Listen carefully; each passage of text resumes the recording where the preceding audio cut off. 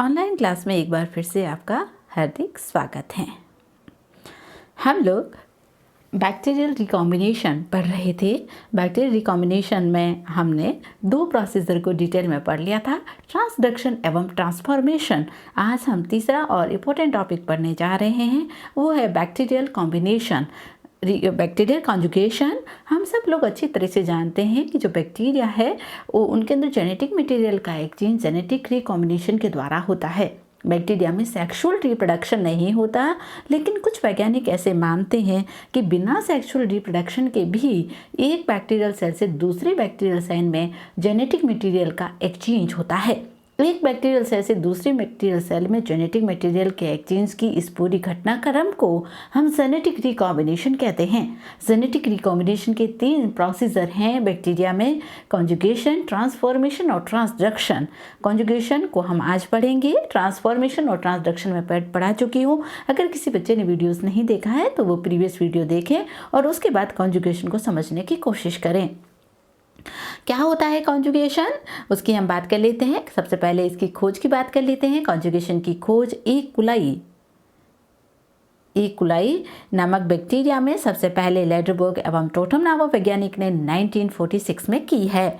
इस प्रकार की कॉन्जुगेशन में 2 बैक्टीरियल सेल आपस में संपर्क में आती है और उसमें जेनेटिक मटेरियल का आदान प्रदान होता है। किस तरह से, ये एक डायग्राम है, इससे पूरी डेफिनेशन को हम समझेंगे।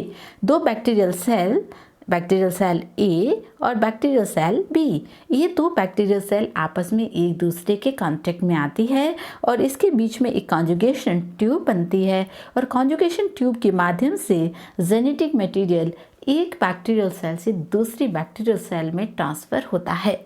तो अगर हम डेफिनेशन देना चाहें, अगर हम परिभाषा देना चाहें तो हम इस तरह से दे सकते हैं, एक बैक्टीरियल सेल से दूसरे बैक्टीरियल सेल में कॉन्जुगेशन ट्यूब के माध्यम से जेनेटिक मटेरियल के एक्सचेंज की घटना को कॉन्जुगेशन कहते हैं। कॉन्जुगेशन शब्द कहाँ से आया है?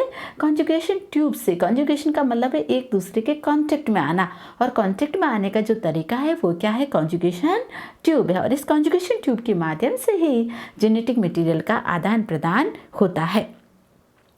कॉन्जुगेशन के दौरान बैक्टीरिया में जो हमने पहले भी बात की कि जो बैक्टीरियल सेल होता है उस बैक्टीरियल सेल में खुद के क्रोमोसोम के अलावा अतिरिक्त क्रोमोसोम मौजूद होता है, जिसे प्लाज्मिड कहा जाता है। यानी बैक्टीरिया का मुख्य क्रोमोसोम तो है ही है, मुख्य क्रोमोसोम के अतिरिक्त मेन क्रोमोसोम जो होता है, मुख्य गुणसूत्र जो है, उस मुख्य गुणसूत्र के अतिरिक्त गुणसूत्र मौजूद होता है, जिसे प्लाज्मिड कहते हैं। प्लाज्मिड में खुद का replication centre, origin of replication यानी ओराई मौजूद है, इसके कारण वो रेप्लिकेशन कर सकता है। तो कॉन्जुगेशन के दौरान मुख्य रूप से जो कॉन्जुगेशन का घटनाक्रम होगा उसमें जेनेटिक मटेरियल का ट्रांसफर प्लाज्मिड होगा। जो प्लाज्मिड है उसमें रेप्लिकेशन होगा, जो डोनर सेल से रिसिपिएंट सेल में उसका एक्सचेंज होगा। अब कैसे होता है ये एक्सचेंज? जब बैक्टीरियल सेल, 2 बैक्टीरियल सेल आपस में कांटेक्ट में आएगी तो बैक्टीरियल सेल, जहाँ प्लाज्मिड जिस बैक्टीरियल सेल में मौजूद होगा उसकी जो बॉडी है उस बॉडी की सरफेस पे सूक्ष्म हेयर लाइक स्ट्रक्चर मौजूद होते हैं, सूक्ष्म बाल जैसी संरचनाएं मौजूद होती है, जिसे हम सेक्स प्लाई कहते हैं। सेक्स प्लाई, ध्यान में रखना कि वे बैक्टीरिया जिसमें प्लाज्मिड मौजूद होता है उसकी सरफेस पर छोटी छोटी संरचनाएं मौजूद होती है, जिन्हें हम सेक्स प्लाई कहते हैं। बैक्टीरिया में फ्लैजिला और सेक्स प्लाई 2 चीज़ें हैं। फ्लैजिला मूवमेंट में काम करती है और सेक्स प्लाई 2 बैक्टीरिया को आपस में कॉन्टेक्ट करने का काम करती है। 2 बैक्टीरिया आपस में जब कॉन्जुगेशन करेंगे तो उन बैक्टीरिया को, 2 बैक्टीरिया का आपस में जो कांटेक्ट होगा, जो कॉन्जुगेशन ट्यूब बनेगी, उसके लिए जिम्मेदार सेक्स प्लाई है। तो पहली बात आपको ध्यान में ये रखिएगा कि वे सेल डोनर सेल होगी जिस पर सेक्स प्लाई और प्लाज्मिड मौजूद होगा, उसको हम मेल कहेंगे। यहाँ F+ फर्टिलिटी सेल, इसके लिए एक और शब्द यूज होता है फर्टिलिटी सेल, उसको मेल या फर्टिलिटी सेल कहा जाता है। और वे दूसरी वो बैक्टीरियल सेल जिसमें प्लाज्मिड नहीं है, प्लाज्मिड नहीं है, केवल क्रोमोसोम है, जिसमें प्लाज्मिड नहीं होगा उसमें सेक्स प्लाई नहीं होगा। ऐसी सेल जिसमें प्लाज्मिड नहीं है उसको हम फीमेल या रेसिपिएंट सेल कहते हैं। एक होता है दाता, एक होता है ग्राही। दाता यानी देने वाला, ग्राही यानी ग्रहण करने वाला। जो सेल दाता होगी उसमें प्लाज्मिड होगा, जो सेल ग्राही होगी उसमें प्लाज्मिड नहीं होगा। तो जिस सेल में प्लाज्मिड है वो सेल दो बैक्टीरियल सेल आपस में कॉन्जुगेट करेगी, एक मेल की तरह काम करेगी और एक फीमेल की तरह काम करते हुए कॉन्जुगेशन ट्यूब का निर्माण होगा और कॉन्जुगेशन ट्यूब के माध्यम से ही जेनेटिक मटेरियल का एक्सचेंज होगा। वे बैक्टीरिया जिसमें प्लाज्मिड है उन्हें फर्टिलिटी कहा जाता है, एफ प्लस या फर्टिलिटी सेल कहेंगे। फर्टिलिटी सेल या इसको मेल कहते हैं और जिसमें एफ प्लाज्मिड लैक होता है उसको रेसिपिएंट या फीमेल कहा जाता है। केवल डोनर सेल ही जेनेटिक मटेरियल का ट्रांसफ़र करने में सक्षम होती है। रेसिपिएंट जेनेटिक मटेरियल का एक्सचेंज करने में सक्षम नहीं है। ट्रांसफ़र ऑफ जेनेटिक मटेरियल कैसे होगा? जब दो सेल आपस में कांटेक्ट में आएगी तो वो सेक्स प्लाई जो मौजूद होती है वहाँ से कुछ हार्मोन्स को सिक्रेट करेगी, कुछ एंजाइम को सिक्रेट करेगी, वो दूसरी बैक्टीरियल सेल को लाइसिस करेगी। दो बैक्टीरियल सेल लाइसिस होने के बाद उसके बीच में कॉन्जुगेशन ट्यूब बनेगा और कॉन्जुगेशन ट्यूब बनने से जेनेटिक मटेरियल का एक्सचेंज होगा। इस तरह से ये जो पूरा प्रोसीजर मैंने यहाँ पर बताया है ये एफ डोनर सेल है और ये रेसिपिएंट सेल है। डोनर सेल को हम एफ प्लस यानी फर्टिलिटी सेल कहेंगे या फिर मेल सेल कहेंगे और रेसिपिएंट सेल को एफ माइनस या फीमेल सेल कहेंगे। अब इसमें ये प्लाज्मिड है, प्लाज्मिड में रेप्लिकेशन होगा और रेप्लिकेशन होने से 3 प्राइम टू 5 प्राइम रेप्लिकेशन जब होगा तब ये जेनेटिक मटेरियल यहाँ पर एंटर करेगा। एंटर करने के बाद यहाँ सिंगल स्ट्रैंड से डबल स्ट्रैंड डीएनए बनेगा। जब इसमें जेनेटिक मटेरियल ट्रांसफ़र हो जाएगा जो एफ माइनस सेल थी, जो फीमेल सेल थी, वो मेल सेल बन जाएगी। अब ये सेल आगे कॉन्जुगेशन के लिए रेडी है, ये किसी और रिसिपिएंट सेल के साथ कॉन्जुगेट करके जेनेटिक मटेरियल का एक्सचेंज कर सकती है। कैसे? यानी दो सेल आपस में कॉन्टैक्ट की, कॉन्टैक्ट किसके माध्यम से होगा? सेक्स प्लाई के माध्यम से। प्लाई जो होती है पाइलिन प्रोटीन उसमें होता है मुख्य रूप से, उसके माध्यम से कॉन्जुगेशन होगा। फिर क्या होगा? 3 to 5 प्राइम रेप्लिकेशन होगा। रेप्लिकेशन से डोनर सेल से रेसिपिएंट सेल में जेनेटिक मटेरियल का ट्रांसफ़र होगा। जेनेटिक मटेरियल का ट्रांसफ़र सिंगल स्ट्रैंड से डबल स्ट्रैंड बन जाएगा और जो सेल रेसिपिएंट थी पहले अब वो डोनर हो जाएगी। यानी कि जो सेल पहले फीमेल थी जैसे उसमें जेनेटिक मटेरियल का एक्सचेंज होगा, जैसे ही प्लाज्मिड का उसमें एक्सचेंज होगा वो क्या हो जाती है? वो मेल में कन्वर्ट हो जाती है। इस तरह से कॉन्जुगेशन ट्यूब के माध्यम से जेनेटिक मटेरियल का आदान प्रदान होना कॉन्जुगेशन कहलाता है। हम जब कॉन्जुगेशन की बात करते हैं तो कई तरह की सेल्स या बैक्टीरिया की जो सेल होती है जब उनमें जेनेटिक मटेरियल एक्सचेंज हो रहा होता है तो कई तरह की सेल बनती है। सबसे पहले हम बात कर लेते हैं फर्टिलिटी सेल की, यानी एफ प्लस सेल किसको कहेंगे? जिसमें प्लाज्मिड मौजूद हैं। दूसरी फीमेल सेल जिसमें प्लाज्मिड मौजूद नहीं है, इसे एफ माइनस या फिर फीमेल या रेसिपिएंट सेल कहेंगे। तीसरी सेल एक और बनेगी जब कॉन्जुगेशन होता है, जेनेटिक मटेरियल जब एक्सचेंज होता है तो कई बार F plasmid contain few chromosome gene. F plasmid के साथ जो एफ प्लाज्मिड है उसके साथ कुछ क्रोमोसोम, ये प्लाज्मिड है और ये बैक्टीरियल क्रोमोसोम। जब एफ प्लाज्मिड के साथ कुछ बैक्टीरियल क्रोमोसोम, ध्यान से सुनना बात को, एफ प्लाज्मिड के साथ कुछ बैक्टीरियल क्रोमोसोम के जीन जुड़ जाते हैं तो इसको एफ प्राइम कहा जाता है। यानी प्लाज्मिड है, जब वो मुक्त हो रहा होता है, कई बार मुक्त होता है जब एक्साइज होता है क्रोमोसोम तो उसके साथ थोड़ी सी मात्रा में बैक्टीरियल जीन भी जुड़े हुए रहते हैं प्लाज्मिड के साथ, इसको एफ प्राइम कहेंगे। लेकिन कई बार F plasmid integrated into bacterial chromosome. जब एफ प्लाज्मिड है और वो किसके साथ इंटीग्रेटेड हो गया है? बैक्टीरियल क्रोमोसोम के साथ। एफ प्लाज्मिड जब बैक्टीरियल क्रोमोसोम के साथ इंटीग्रेटेड हो जाता है, जुड़ जाता है, तो इसको HFR हाई फ्रीक्वेंसी रिकॉम्बिनेशन कहते हैं। क्यों? आगे हम यही देखने वाले हैं। HFR मैंने क्या कहा कि जब बैक्टीरियल क्रोमोसोम के साथ प्लाज्मिड जुड़ जाता है। कौन जुड़ जाता है बैक्टीरियल क्रोमोसोम के साथ? प्लाज्मिड। जब बैक्टीरियल क्रोमोसोम के साथ प्लाज्मिड जुड़ जाता है तो इसको हम HFR कहते हैं। HFR और जो F माइनस सेल है या F नॉन फर्टिलिटी सेल है, जो फीमेल सेल है, उसके बीच में जेनेटिक मटेरियल का एक्सचेंज होता है।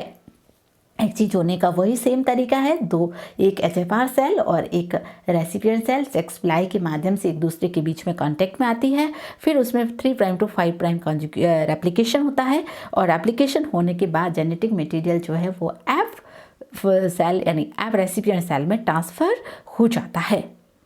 यहाँ पर कॉन्जुगेशन की फ्रीक्वेंसी हाई होगी, कॉन्जुगेशन की फ्रीक्वेंसी हाई रिकॉम्बिनेशन की फ्रीक्वेंसी हाई है, हाई रिकॉम्बिनेशन फ्रीक्वेंसी HFR इसीलिए नाम रखा गया है। ध्यान रखिएगा, HFR हाई फ्रीक्वेंसी रिकॉम्बिनेशन का मतलब ये है कि चूँकि यहाँ जो बैक्टीरियल सेल है उसके साथ बैक्टीरियल जो क्रोमोसोम है उसके साथ क्या जुड़ा हुआ है, थोड़ी सी मात्रा में प्लाज्मिड भी जुड़ा हुआ है। तो बैक्टीरियल क्रोमोसोम के साथ साथ प्लाज्मिड के साथ साथ बैक्टीरियल जीन का भी ट्रांसफ़र रेसिपिएंट सेल में हो रहा है। तो जो सेल बनती है उसमें रिकॉम्बिनेंट की मात्रा ज़्यादा होगी, वहाँ पर केवल प्लाज्मिड ट्रांसफ़र हो रहा था तो रिकॉम्बिनेंट की मात्रा कम थी। यहाँ प्लाज्मिड भी है और बैक्टीरियल क्रोमोसोम भी है, दोनों एक साथ ट्रांसफ़र हो रहे हैं। तो नई जो रिकॉम्बिनेंट सेल बनेगी उसमें रिकॉम्बिनेशन का अमाउंट जो होगा वो हाई होता है, इस कारण इसे हाई फ्रीक्वेंसी रिकॉम्बिनेशन कहते हैं।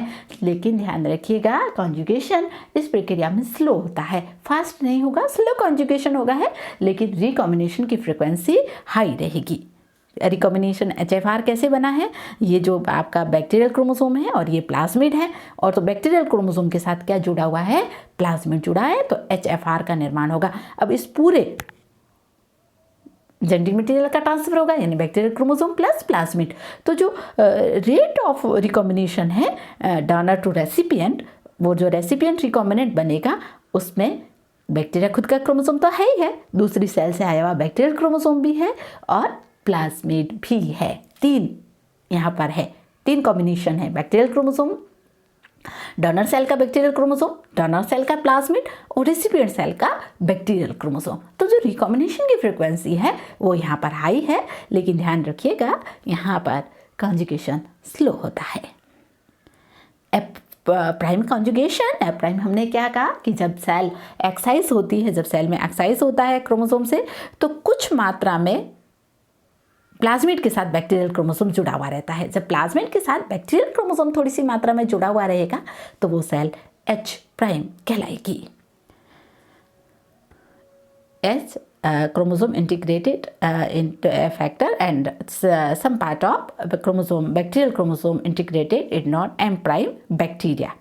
A prime cell are from HFR cell during induction of F factor from chromosomal DNA in which F factor carry a portion of chromosomal DNA along with it। इसके साथ क्या जुड़ा रहेगा, छोटा सा bacteria. जब HFR सेल से जब वो अलग होता है, एक्साइजिस उसका होता है, तो थोड़ी सी मात्रा में बैक्टीरियल जीन भी उसके साथ जुड़े हुए रहते हैं, तो इसको हम क्या कहेंगे, F प्राइम कहा गया है। जो कि यहाँ भी रिकॉम्बिनेशन की फ्रिक्वेंसी है वो यहाँ भी क्या होगी, हाई होगी, और यहाँ ट्रांसफर की फ्रिक्वेंसी भी थोड़ी बहुत जो HFR है उसकी तुलना में यहाँ हाई होगी। इस तरह से ये F प्राइम है, ये F प्लस है, फर्टिलिटी सेल है जिसमें बैक्टीरियल क्रोमोसोम है और बैक्टीरियल क्रोमोसोम के साथ क्या है, प्लाज्मिड है। HFR क्या है, जब बैक्टीरियल क्रोमोसोम के साथ क्या जुड़ा हुआ है, प्लाज्मिड जुड़ा हुआ है। और यहाँ पर F प्राइम क्या है, यानी कि प्लाज्मिड के साथ क्या जुड़ा हुआ है, बैक्टीरियल क्रोमोसोम जुड़ा हुआ है। जब प्लाज्मिड के साथ बैक्टीरियल क्रोमोसोम जुड़ा हुआ है तो इसको हम F प्राइम कहते हैं। तो 3 टर्म ध्यान में रखिएगा, यहाँ पर टोटल 4 टर्म बनती है। यहाँ पर एक F माइनस, F प्लस यानी फर्टिलिटी सेल जिसमें प्लाज्मिड मौजूद है, F प्राइम जिसमें केवल मुख्य गुणसूत्र है, प्लाज्मिड नहीं है, उसको F माइनस यानी मेल कहेंगे, हम यहाँ रेसिपिएंट कहेंगे। जब बैक्टीरियल क्रोमोसोम के साथ क्या जुड़ जाता है, प्लाज्मिड, तो इसको HFR कहेंगे। और जब प्लाज्मिड के साथ बैक्टीरियल क्रोमोसोम के कुछ जीन जुड़े हुए रहते हैं तो इसको हम प्लाज्मिड के साथ बैक्टीरियल क्रोमोसोम के कुछ जीन जुड़े हुए रहते हैं तो इसको हम F प्राइम कहते हैं।